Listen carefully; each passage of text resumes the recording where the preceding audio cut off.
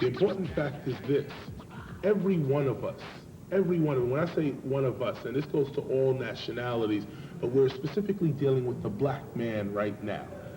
When it comes down to us, we start off being homeless from day one. Africa is our original home. America is not our home. So we're homeless from the beginning, which means here, if we can't get proper education, we can't get some sort of economic base, we can't get a job, and an economic base and job is different. We can't get economic base, and we can't get a job. We have no sense of a religion. We're not organized. The majority of us are going to wind up here. Now, when you get here, there's two things you can do. You could rise, or you could sink. This is why we're here today. I used to be here. I used to be in this very shelter right here, Covenant House. I used to sit, talk to a few heads, get 3 squares, and actually it becomes very relaxed. A situation like this is not like the New York State shelters. So you can see the walls are bright, they're clean. You know, I'm sitting on steps. You can't sit on the steps in a state-owned shelter. You probably catch something. The floors are mopped. There's couches all around. We have carpet, et cetera, but this is only for youth that's under 21.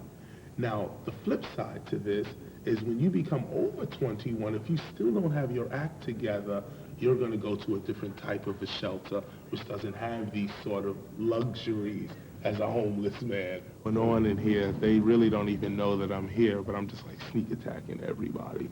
So let's go see what they all about, see what they talking about.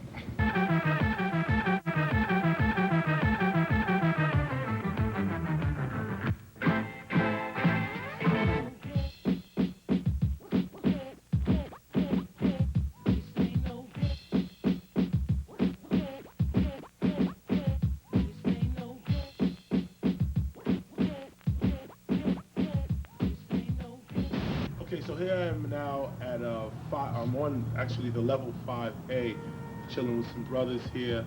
I guess I'll just go back and forth and back. A lot of y'all sitting at home, probably eating good food and hanging out, arguing with your moms, don't want to take the garbage out, all that old nonsense. Here we are in the real world, as some other stations might put it. Starting with homeboy right here. What's your name, brother? My name's Doug. Say it louder. Doug. Doug?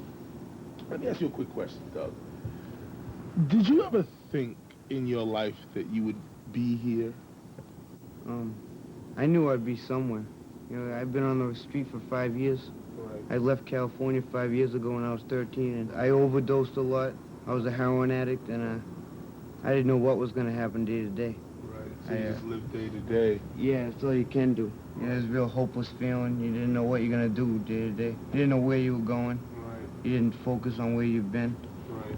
How do you feel now? Try to stay alive. I feel a lot better. I got a positive direction in my life. I'm not homeless anymore. Right. So, did you ever think you'd be here?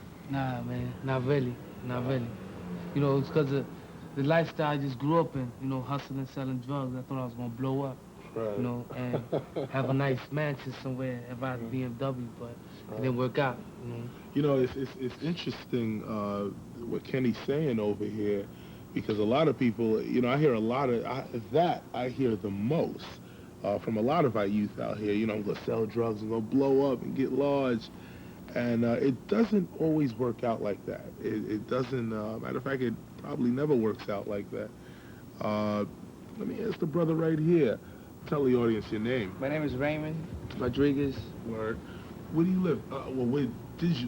Where were you born? Well, I was born in Puerto Rico, okay, and really I came here to the States thinking of something like he's thinking, I may come here and make some money, and I did make a little money, but once you get hooked on that drug, it's crazy.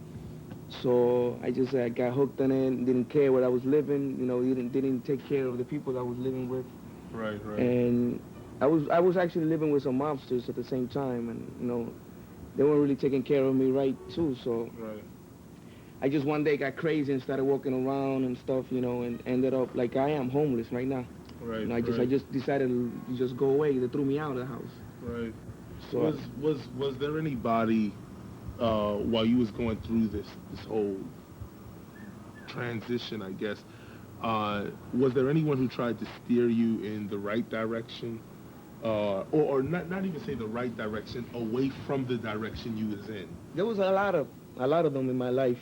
But the thing is that the drug kept telling me to just, those people that were trying to help me, I just try to backstab them. Right. And those that wanted to give me the drug and wanted me to get deep, I would think that there was as a friend. I would be with them, you know? Those that helped me, I backstabbed all the time. Right. But then those that didn't want to help me, I was with them. What's your name, brother? Charles. Tell me this. Did you get a chance to finish school, or did you go? I got my GED, yeah. Yeah. Oh, you got that here, or before you got here? I got it before I got here. Before you got here. In your own words, your own opinion, what chances do you think a black man has in America today with a GED? Not very little, very little, very little, not much at all. I mean, you got to have a college education, I think, in order to do. I mean, you can't. I mean, a GED is nothing really. Right. You know, you got to have more. And let me also point out what's interesting is the fact that a lot of you are having a hard time getting through high school. Brothers here is clearly pointing out that a college education is actually going to get you to at least another level. And then if you interview some college students, they ain't got jobs. The idea here to move ahead has a lot to do with your frame of thinking. These brothers here have changed their frame of thinking. So obviously they're going to move forward in their lives. You sitting at home watching television right now waiting for the next video probably think we're here just gaming you for some strange reason. This is the real deal. And this is what time it is right here and now.